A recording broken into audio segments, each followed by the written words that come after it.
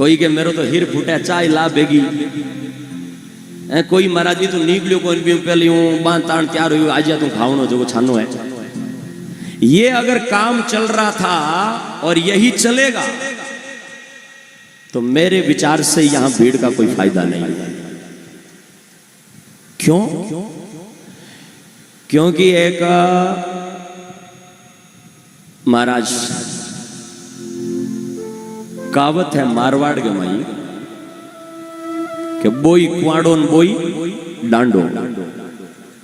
एक ठाकर साहब तो बे गांव रे में पहले ठाकर और राज होता, और राज होता तो ठाकर रे हमें बोले कौन? ठाकर साहब भी गांव रे में नई नई जो भी कोई भेड़ की ब्यावती बन महाराज खोल आप रे घरे ले जार बांध ले तो हमें ऊं ठाकर सारे हमें कुणी बोल विरोधी करे तो मौत नहीं तो देवनो ठाकर राज कुण मना कर।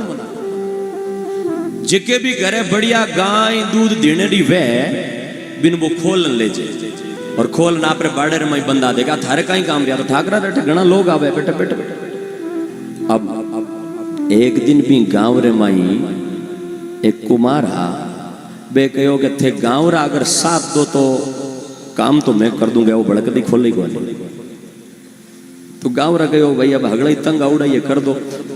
वो कुमार महाराज रात में गया और रात में जान भी आड़े खूंटे माते जीती भी नई नई प्याड़ी गाय भैंसा बन खोल अगले गांव गाती सुबह ठाकर सा कहो भाई वो काम कण करियो कोई हानि करी ना ठाकर सा कहो मेरे कने एक देवी री मूर्ति है सिद्ध और भी मूर्ति रगन कहो कि मीने कठों आओ नहीं हाथ लगाओ तो जी को चोर हुई भी हाथ चिपक जाए। पहली क्या कि चोर ने पकड़ने की तरकीब होया कर दी, चोर की दाढ़ी में तिनका तो फट वो हाथ लगावे पकड़ी जाऊं तो वही चोर है। ठाकर साहब वही काम करियो भाई मूर्ति चोर हुई वो करने आए ना काम पी, लेकिन फिर भी देखे कोई बात नहीं लग जाता है, कई बार सिद्धि होती है।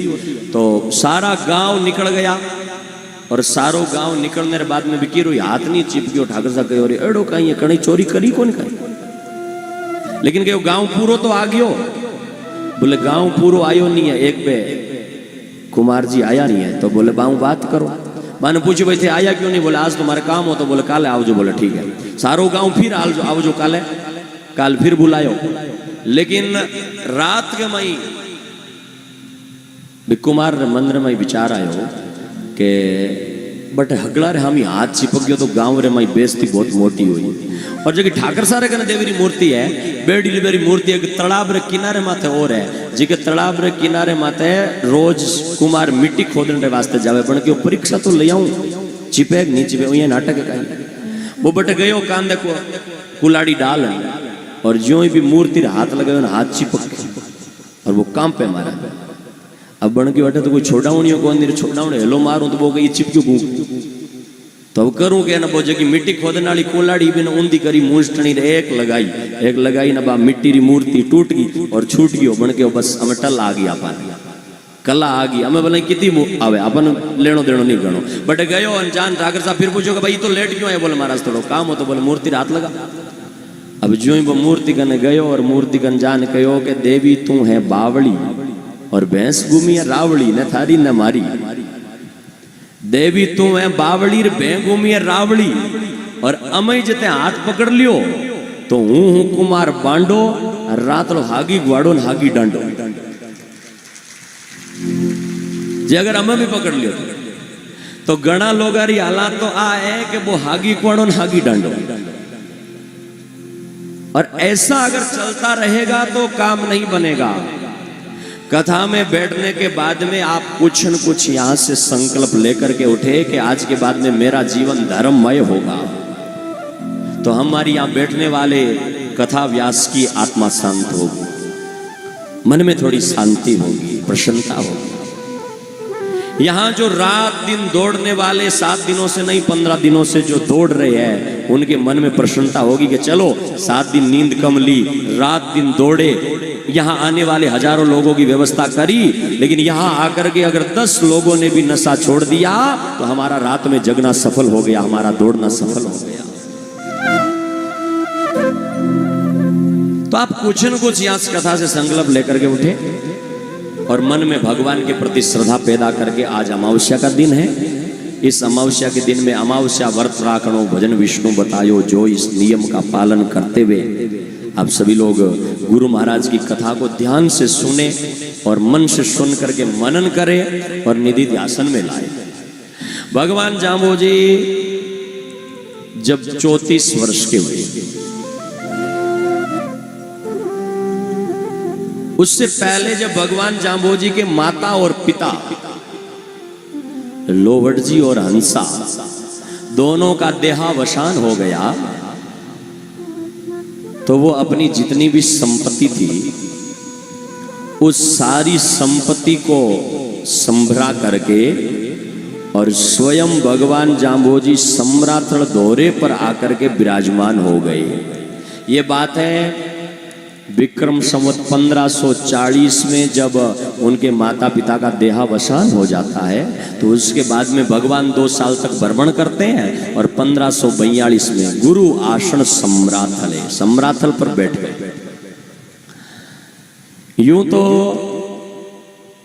भगवान कोई एक जगह पर नहीं है और एक जगह पर उन्हें अपना स्थान भी नहीं बताया है। यूं तो भगवान ने कहा है कि मैंने फिर दुनिया परख लियो, सब जगह पर घुमा, थटे बमणिया अरु गुजरात, आसो जाई 1.25 लाख मालवे, पर्वत मांडू माही ज्ञान कथू, खुरासान गढ़ लंगली कंचन अरुदुणायर, फिर दुनिया परख लियो।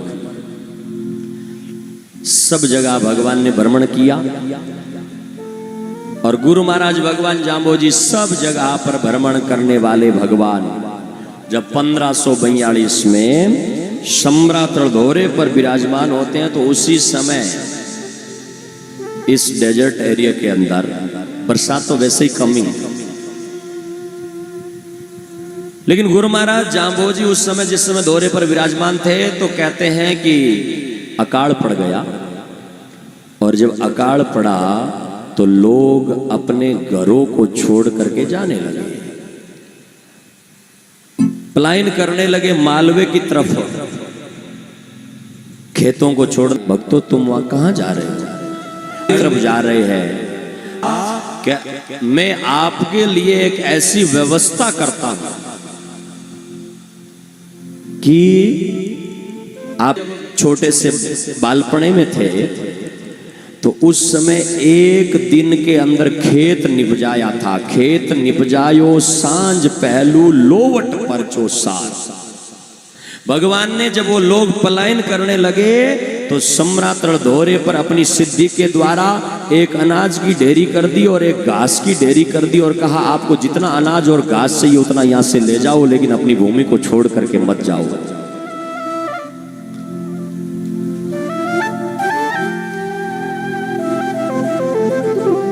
विजयनगर से दिलीप जी सियाग हमारे बीच में पधारे, जोरदार तालियों से उनका स्वागत और अभिनंदन करें। गुरु महाराज ने अनाज की ढेरी करके और कहा आप ले जाओ। सब लोग जो है वो 1 साल तक अनाज ले जाते रहे और अनाज ले जाते वाले में से गुरु महाराज ने कहा जितना आपको चाहिए ना उतना ही ले जाना, ज्यादा मत ले जाना।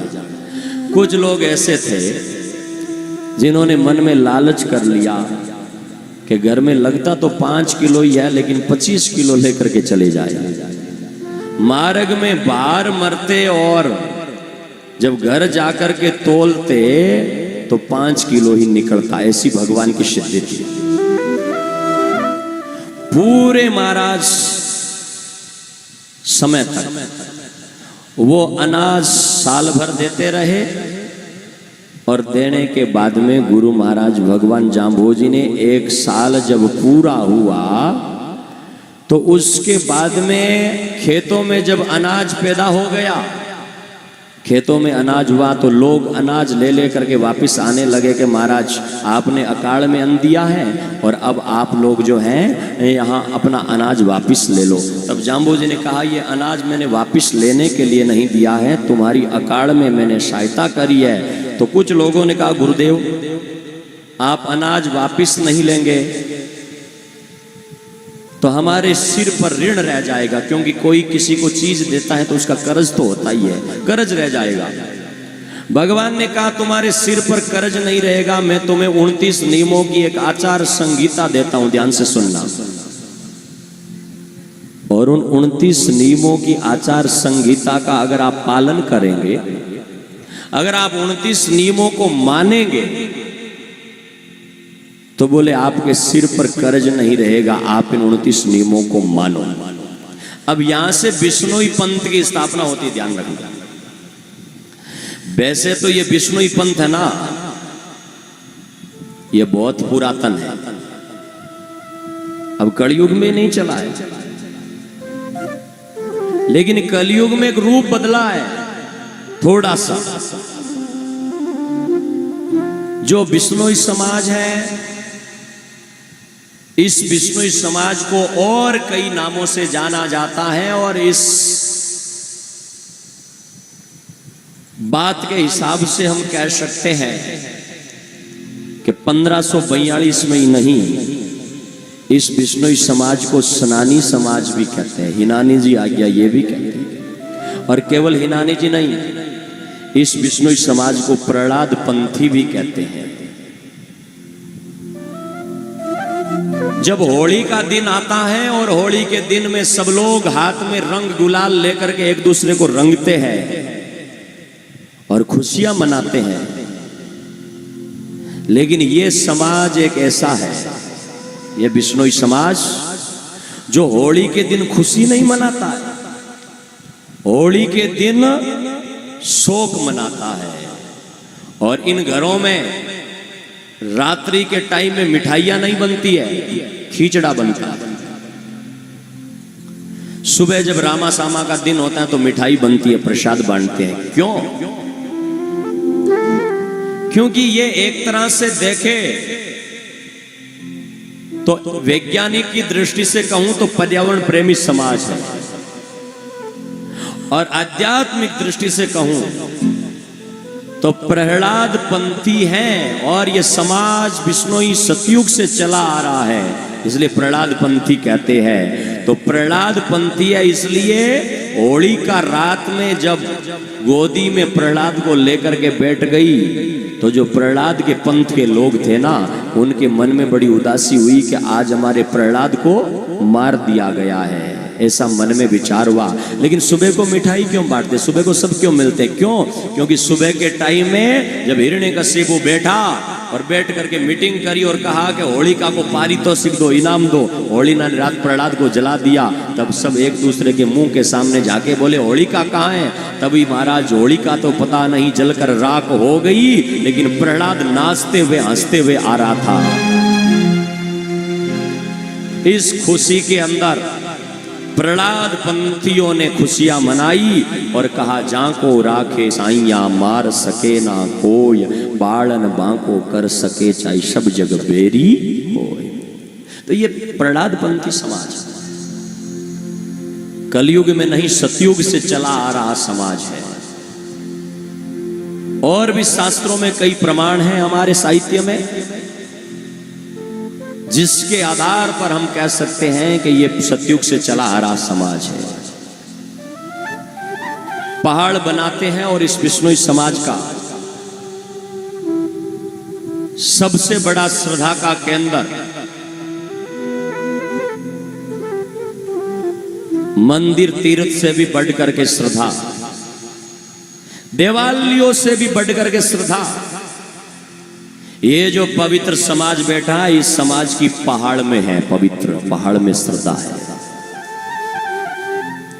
भगवान जाम्बोजी ने पहाड़ बनाया, उससे पहले सब लोगों ने कहा कि हमारे सिर पर ऋण रहेगा, आपने जो अनाज दिया है ऋण उतरे कैसे? तब भगवान ने कहा 29 नियम मानो।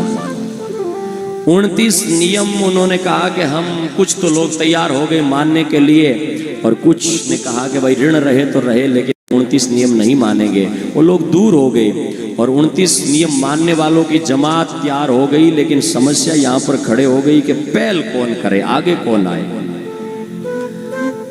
तब फूलो जी को आगे किया गया। फूलो जी उस टाइम चौधरी थे। फूलो जी को आगे करके कहा कि फूलो जी आप स्वीकार करो इस पंथ को। फूलो जी ने रिश्ते में जैसे एक भतीजे का लीला कर रहे थे भगवान, वहां फूलो जी ने कहा कि मैं तुम्हारी बात को मान तो लूं, लेकिन तुम ही भगवान हो, इसका प्रमाण क्या है? और अगर तुम ही भगवान हो, जाम्बोजी से कह रहे हैं कि अगर तुम ही भगवान हो तो मेरे मन की इच्छा है कि स्वर्ग और नरक भगवान ने बनाए हैं, तो मैं स्वर्ग देखना चाहता हूं। आज दिन तक दुनिया में सुना है कि स्वर्ग होता है लेकिन देखा नहीं है, मैं स्वर्ग देखना चाहता हूं। जाम्बोजी ने पूलोजी को मना कर दिया कि स्वर्ग मृत्यु लोक के आदमी के देखने की और रहने की जगह नहीं है। क्यों महाराज? बोले स्वर्ग इसलिए मृत्यु लोक के प्राणी की जगह नहीं है कि शरीर स्वर्ग में दिव्य शरीर वाले आदमी रहते हैं, देवता रहते हैं।